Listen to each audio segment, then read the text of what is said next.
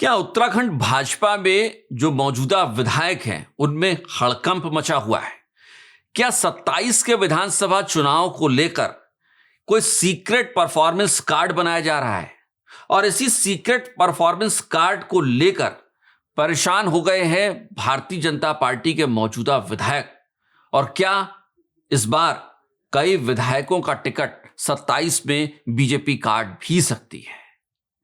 ये वो तमाम सवाल हैं जो फिलहाल उत्तराखंड की सियासी गलियारों में चर्चाओं में हैं। आगे बढ़ें, इस पर एनालिसिस करें, लेकिन उससे पहले अगर अब तक आपने चैनल को सब्सक्राइब नहीं किया है तो चैनल को सब्सक्राइब जरूर कर लीजिएगा और बेल आइकन भी जरूर दबा लीजिएगा। उत्तराखंड भाजपा में पिछले कुछ वक्त से हलचल तेज हो गई है। कोर कमेटी की बैठक होने वाली है।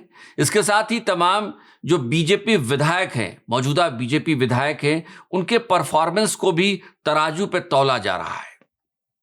इस तराजू के एक तरफ कई ऐसे मुद्दे हैं जिनको पार्टी रखना चाहती है और दूसरे पलड़े में अपने मौजूदा विधायक को रखकर देखना चाहती है कि किसका पलड़ा भारी हो रहा है। दरअसल भारतीय जनता पार्टी 27 के विधानसभा चुनाव की तैयारियों में लग गई है। हालांकि भारतीय जनता पार्टी हमेशा चुनावी मोड में ही रहती है, लेकिन 2027 के विधानसभा चुनाव की तैयारियां उसने लगभग शुरू कर दी है। कोर कमेटी की बैठक इसी महीने होने वाली है और इसमें बहुत कुछ फैसला हो जाएगा कि चुनाव किस तरीके से लड़ा जाएगा और परफॉर्मेंस कार्ड किस तरीके से बनाया जाएगा। जो खबरें हैं और भारतीय जनता पार्टी के अंदर खाने से जो खबरें आ रही हैं वो ये बता रही हैं कि एक बाकायदा परफॉर्मा तैयार किया गया है जो विधायकों के कामकाज को आंकेगा। दरअसल इसमें यह देखा जाएगा कि कौन सा विधायक जनता के बीच आसानी से सुलभ रहा है, कौन सा विधायक ऐसा रहा है जिसने धामी सरकार की योजनाओं को अपने इलाके में ले जाने में ज्यादा सक्रियता दिखाई है, कौन सा ऐसा विधायक रहा है जिसने अनुशासन को ठीक ठाक से पालन किया है, पार्टी फोरम पे बात रखी है, पार्टी लाइन से इतर नहीं गया है। और साथ ही साथ ये भी देखने की कोशिश हो रही है कि कौन सा ऐसा विधायक है जो विरोधाभास से परे है, यानी स्थानीय कार्यकर्ताओं में उसकी अच्छी छवि बनी हुई है। और इन्हीं तमाम परफॉर्मेंस कार्ड और इन्हीं मानकों पर बीजेपी ये परफॉर्मेंस रिपोर्ट तैयार करेगी और ये परफॉर्मेंस रिपोर्ट ही दिल्ली आला कमान भेजी जाएगी और इसके बाद 2027 में जो मौजूदा विधायक हैं उनका टिकट बचेगा या कटेगा ये तय होगा। लेकिन सवाल इतना भर नहीं है। क्या भारतीय जनता पार्टी ये भी देखने की कोशिश करेगी कि पिछली बार उसके कुछ विधायक तो ऐसे थे जिनके नाम बहुत बड़े थे लेकिन उनके दर्शन बहुत छोटे रहे। अगर आपको याद हो तो धन सिंह रावत का नाम याद कीजिए। धन सिंह रावत बड़ा चेहरा है, लेकिन जब वो चुनाव लड़े 2022 में तो उनकी जीत का मार्जिन तकरीबन 550-600 वोटों के आसपास ही था।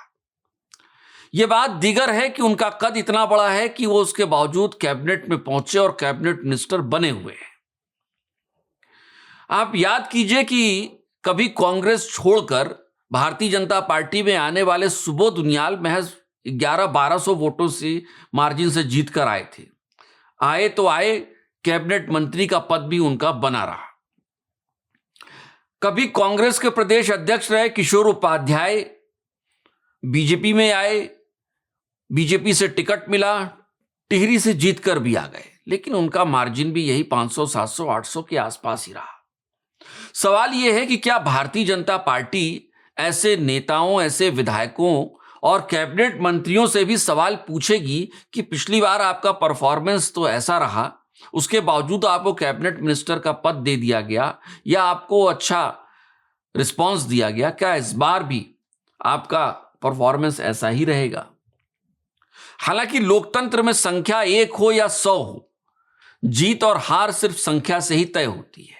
लेकिन अगर जनमत को देखा जाए तो भारतीय जनता पार्टी का जो दिल्ली आला कमान है या फिर जो राज्य नेतृत्व है, क्या वो समझने की कोशिश कर पाएगा कि जनता चाहती क्या है? 1 या 2% के वोटों के अंतर से जीत कर आने वाले विधायकों को क्या फिर से वो टिकट दे पाएगी? क्या इसे साहस कहा जाएगा या भारतीय जनता पार्टी का दुस्साहस कहा जाएगा? सवाल यह भी है कि पिछले कुछ दिनों में धामी सरकार के कामकाज को लेकर जिस तरीके से लोगों में असंतोष फैला है, उसके बाद भारतीय जनता पार्टी के विधायकों और मंत्रियों से भी सीधे तौर पर जनता सवाल पूछ रही है। क्या इसके बावजूद भारतीय जनता पार्टी का नेतृत्व अपने ऐसे विधायकों को फिर से टिकट देने का साहस दिखा पाएगा? क्योंकि जनता तो सब कुछ जानती है और जनता ने अगर सवाल उठाना शुरू कर दिया है तो यकीन मानिए कि चुनाव में ये सवाल तो और ज्यादा उठाए जाएंगे, ज्यादा आक्रामक तरीके से पूछे जाएंगे और उस वक्त भारतीय जनता पार्टी के विधायकों के पास इन सवालों का जवाब होगा या नहीं होगा, यह भी तय नहीं है। ऐसे में जो सीक्रेट प्लान यानी secret performance report Bharatiya Janata party तैयार कर रही है, उसके क्या मायने रह जाएंगे, ये एक बड़ा सवाल है। क्योंकि आप कुछ लिखित सवालों के उत्तर देखकर उन पर नाम तो तय कर सकते हैं, लेकिन जनता की अदालत में ये जो नाम तय हुए हैं कागज पर, ये खरे उतर पाएंगे या नहीं, ये बड़ा सवाल हमेशा से रहा है। भारतीय जनता पार्टी को भी शायद उत्तराखंड में इस बार सियासी समीकरण को साधने में एड़ी चोटी का जोर लगाना पड़ सकता है, क्योंकि पिछले कुछ वक्त से उपजी एंटी इनकम्बेंसी भी उसके लिए मुंह बाए खड़ी होगी। यह बात और है कि विपक्ष कितना बेहतर विकल्प बन पाता है, कांग्रेस किस तरीके से एक बेहतर विकल्प के तौर पर उभर पाती है, या फिर कोई तीसरा मोर्चा सामने आता है और वो लोगों की उम्मीदों पर खरा उतर पाता है। यह भविष्य बताएगा, यह तय जनता करेगी।